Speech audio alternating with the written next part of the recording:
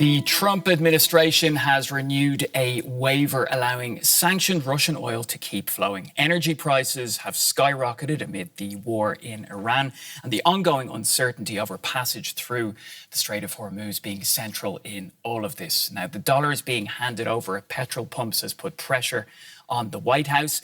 The Trump administration says this waiver will help to stabilize prices. And of course, this is all coming as Moscow's war on Ukraine rages. Critics of the waiver in Kyiv and across European capitals say it's a huge cash windfall for the Kremlin. So what does all of this mean for the war in Ukraine and for tensions between Europe and the US over their support for Kyiv? I'm Pablo Follielius, and today we're going to be hearing from two excellent guests, including economist Benjamin Hilgenstock, who is well acquainted with the war on Ukraine. And we'll also be going to Ukraine. You can see there in your monitor that we have DW's correspondent there, Rebecca Ritters. So let's go first, actually, to Ukraine and Rebecca. Rebecca, great to see you. We'll be with you shortly, Benjamin, but I just want to get Rebecca's take first. How has this waiver actually gone down in Ukraine, Rebecca? Well, Pablo, there's yet to be any real official response to this latest iteration, but I think it's pretty safe to say that the Ukrainians are going to be very disappointed to hear this news. It's yet another blow for the Ukrainians. When this originally was announced in March, President Zelensky and officials here said that this waiver of the sanctions would only serve to embolden and to encourage Russia and, in fact, drive them away from any real reason to come to any negotiating table, knowing full well that hitting Russia where it hurts, hitting them economically, is the way that Ukraine are going to be able to gain a stronghold in this war. So this is yet another blow. They've been calling for more sanctions, in fact, not less. They've been saying that, that is the only way that they're going to be able to get ahead.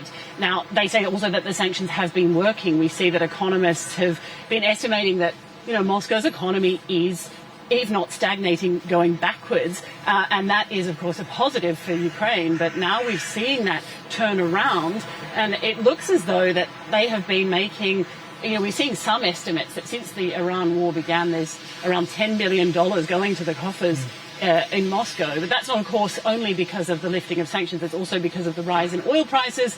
But any dollar that goes into the coffers in Russia, of course, is a blow to Ukraine and a blow to their war effort.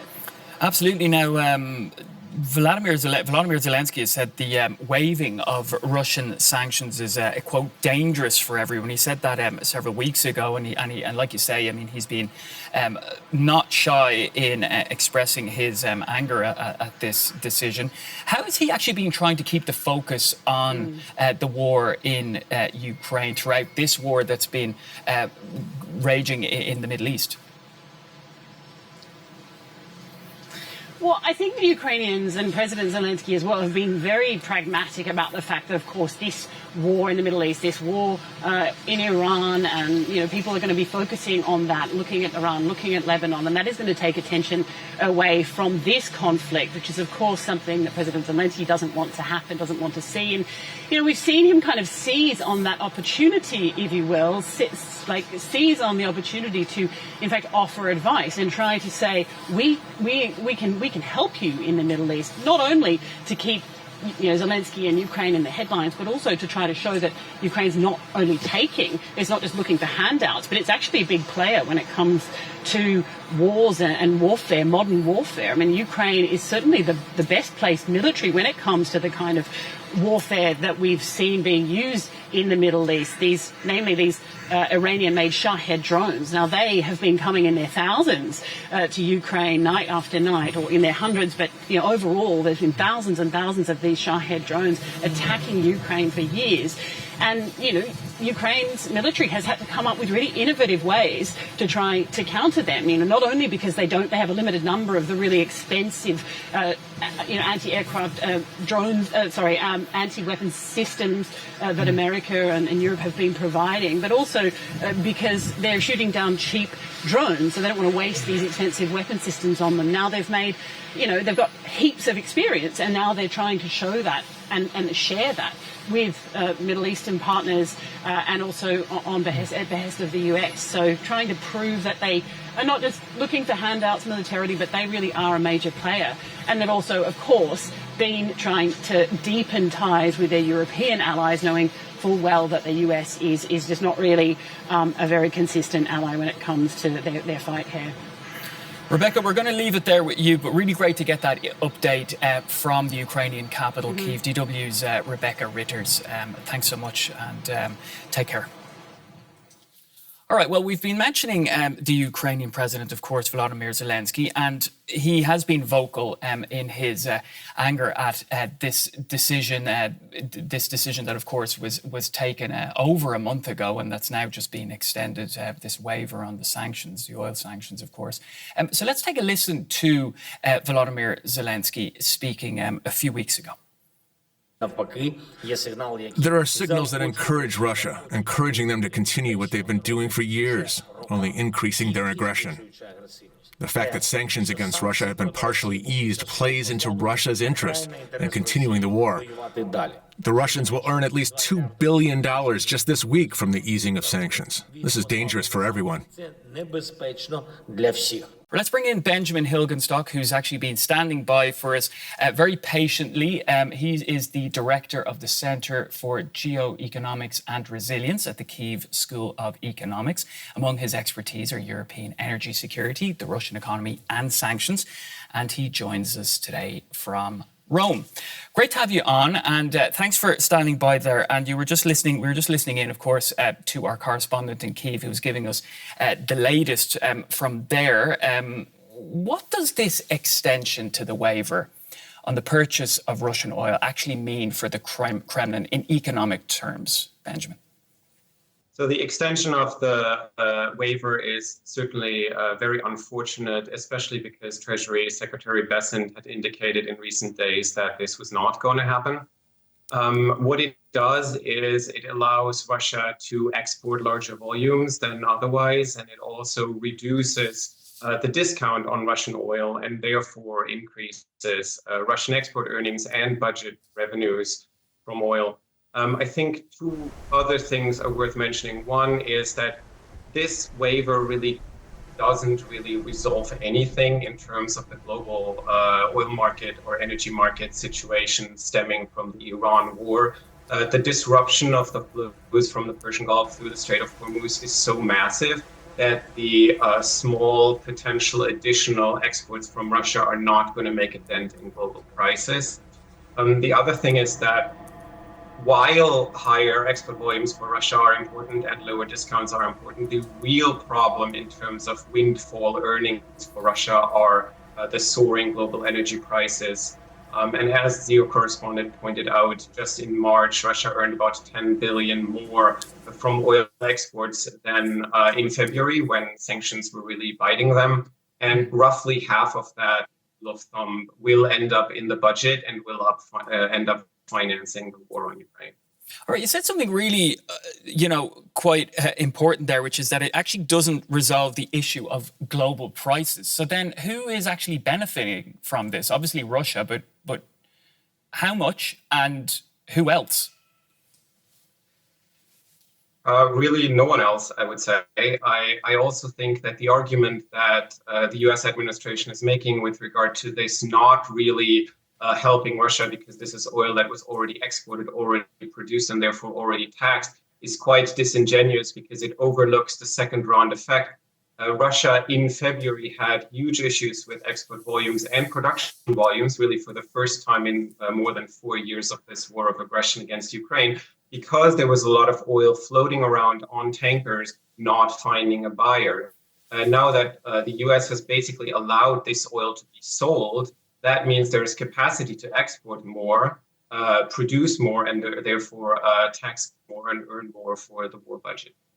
So essentially, does this undermine the main aim of the sanctions, which was to starve Moscow of funds for its war effort? And I think what's interesting to point out as well is that just this week, the Treasury Secretary, the US Treasury Secretary, Scott Bessent, actually said that Washington wasn't going to renew the waiver.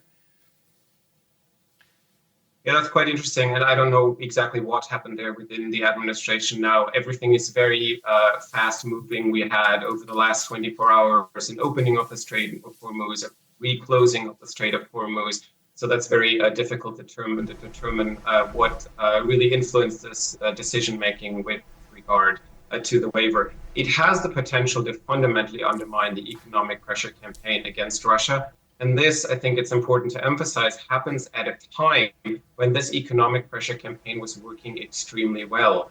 In January and February, Russia, due to low global oil prices, but also due to the US sanctions on Rosneft and Lukoil, and due to the deal that Trump made with Modi with regard to Indian imports of Russian oil, Russia was in a lot of trouble.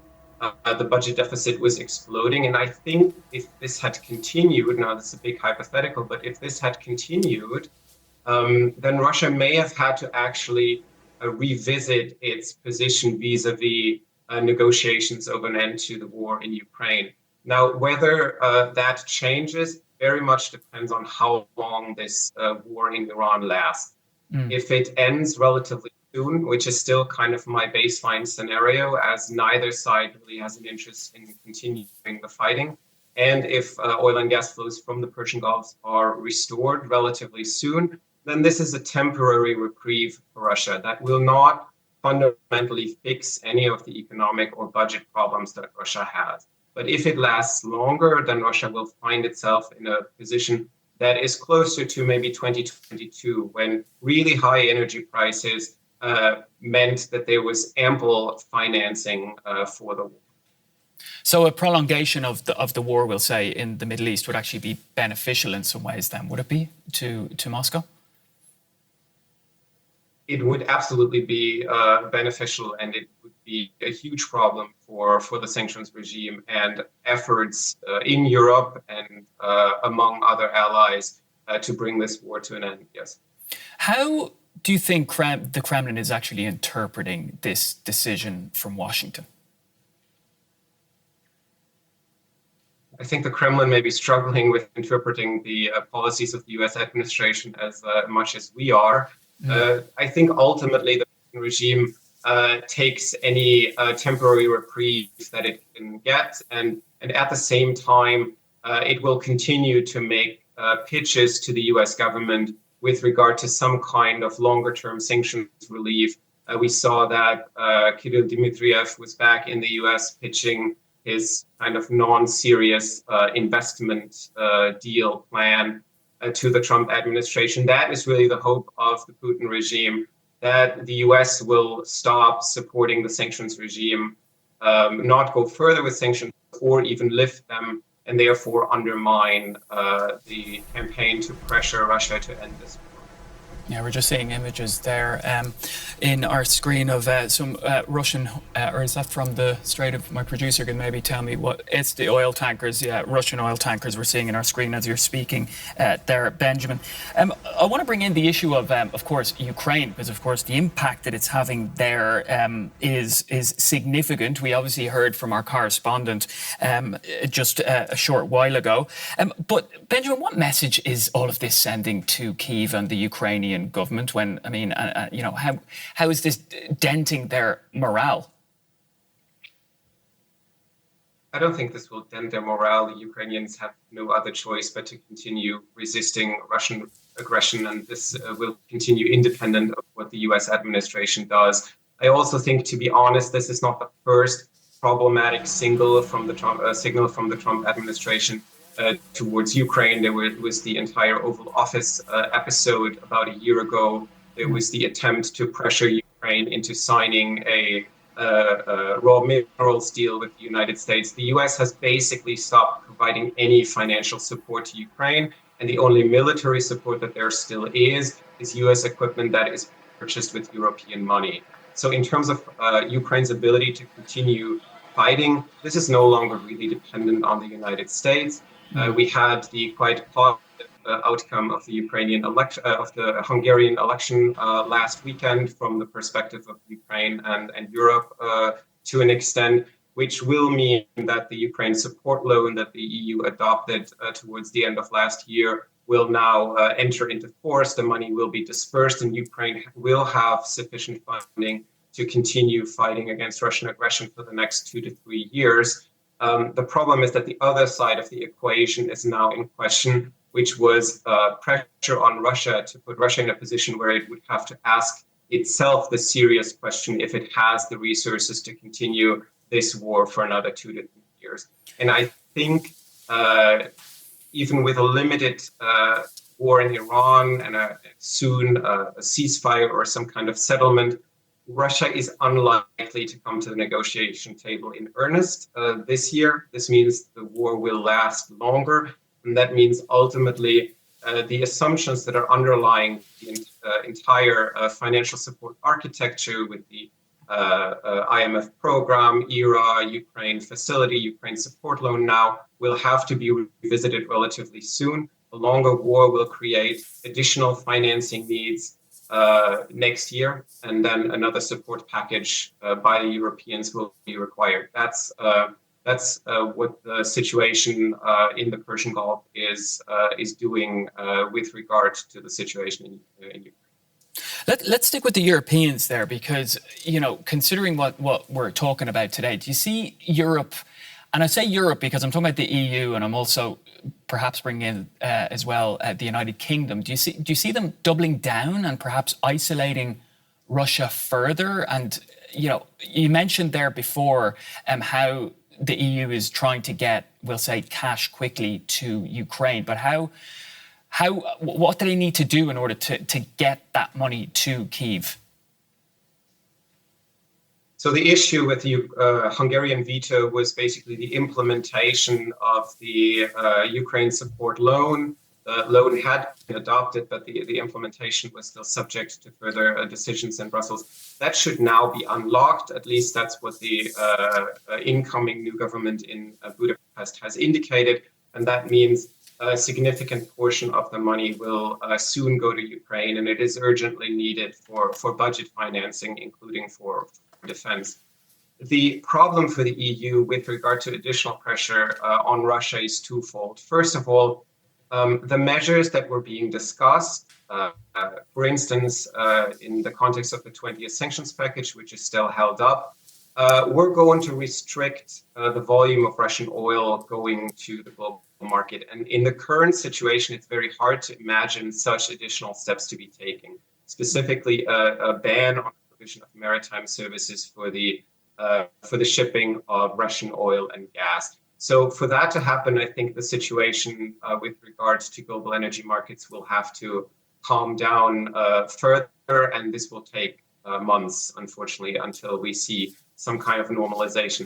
The other issue is that the EU or other European countries have very limited options with regard to influencing the behavior of third countries, such as India or China, the way the US can do with the threat of secondary sanctions. And that is essentially what happened with the Rosneft-Lukoil sanctions by the Trump administration at the end of last year. It was a serious threat to Indian buyers or banks involved in these transactions to no longer participate in these deals or risk being cut off from the US financial system and the US dollar. That is very, very effective. We don't do secondary sanctions in Europe. We rightfully consider them a violation of international law. So Europe's options with regard to Russian oil and gas that goes elsewhere, not to the EU and other European countries, is limited. But there's also, of course, doing the homework, which is phasing out Russian oil and gas finally in Europe, the Repower EU agenda. I want to talk about red lines now, because who is setting them? Is it, essentially what you're saying, it sounds like is it Washington, the global energy market, or, what influence does Brussels really have, or European capitals really have with regards to setting those red lines? When it comes to the current situation in the Middle East? Correct. Well, with regards to Ukraine, particularly. I think Europe can continue reaching out to the Trump administration and communicating our fundamental priorities with regards to the war in Ukraine and with regards to the Russian threat to European security. But I think it's probably fair to say that the US administration is currently otherwise occupied, trying to extract itself from this war that it entered in a not particularly well-conceived way. And so I think that is what dominates decision-making in Washington right now. I'm afraid that the question of Ukraine is very much at the end of the priority list in Washington. The only way it factors in is with regard to Russian oil being allowed to flow to the global market, and at least from the perspective that the U.S. relieving some of the pressure. But as I said earlier, I don't think that's a realistic proposition. Yeah, Benjamin, there's something which you mentioned there, which of course is, I mean, it's about priorities, right? And one thing I would just want to take a look at, of course, is the oil prices per barrel since the US-Israeli war in Iran started at the end of February. So we're just seeing a chart now. I'm not sure if you can see it. But I mean, we're seeing how the prices have sort of, they shot up to record highs. They've wavered during the ceasefire talks and now they're dropping, but they still actually remain relatively high and volatile. Now, you followed this very closely. Obviously, everybody is following what is happening as closely as they possibly can. They're feeling the pinch everywhere. Where do you see this going? I mean, with regards to, I mean, it's sort of a very difficult question perhaps to answer because there's so much uncertainty. But I mean, if this continues for the next few months, what do you see happening on a global scale? I mean, how concerned are you? Well, if this war in the Middle East continues for several months, then oil prices will go much higher than where they are right now. They can go to somewhere around $150 or even higher. That is really the worst case scenario. But even, let's say, we got a ceasefire now, it would take a considerable amount of time for global energy prices to return to kind of their pre-Iran war fundamentals. It may possibly be fastest for crude oil, but there has been some serious damage to refineries in the region, so oil product supply will remain an issue. Liquefied natural gas supply will also take longer to be fully restored because there has been some damage to the Ras Laffan LNG plant in Qatar. So even if this war ends right now, which is of course my hope, it will take months for prices to return where they were before the war, say in February. One more point about the Russian angle here. So in January, February, Russia was selling its oil at $40 a barrel or below. Right now, at times, Russian oil has been trading at $100. And this spread of $60 or so is a gigantic problem for anyone who's interested in putting economic pressure on Russia. And there's very little that can be done to offset this kind of price increase.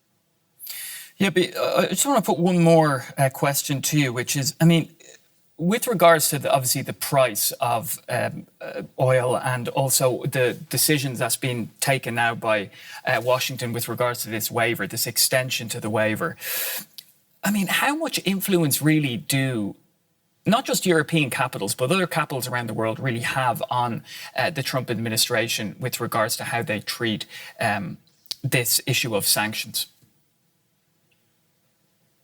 That's an excellent question. I would say very little. And I think this doesn't just apply to Europe, which Donald Trump traditionally doesn't care about that much. But I think America's allies in the Middle East are also discovering this because they may end up with a situation where Iran controls the lifeline of their economies, because this may be like an exit for Trump and the Trump administration from this war to reach some kind of settlement with Iran over the Strait of Hormuz. Strategically, that outcome is disastrous. Whether these governments in Saudi Arabia and UAE, elsewhere in the region, have any leverage over the Trump administration is a question that I cannot answer, and probably neither can they. Benjamin, very interesting speaking to you, and really great to get your analysis and insights on this topic. Benjamin Hilgenstock, Director of the Centre for Geoeconomics and Resilience at the Kyiv School of Economics. Thanks so much, and take care. Thank you, my pleasure. All right. Well, we spoke a lot about those prices there. What do you think? Is the Trump waiver that allows Russian oil to flow more freely working for you? Are you happy with the energy costs it may be saving you? Or how are you feeling about this increase in prices over the past few weeks? Tell us in the comments. Send in your questions too. We're always very happy to hear from you. And if you like this video, please hit that like button. And if you haven't already, don't forget to subscribe. For now, thanks for watching. I'm Pablo Foley Elias. Take care.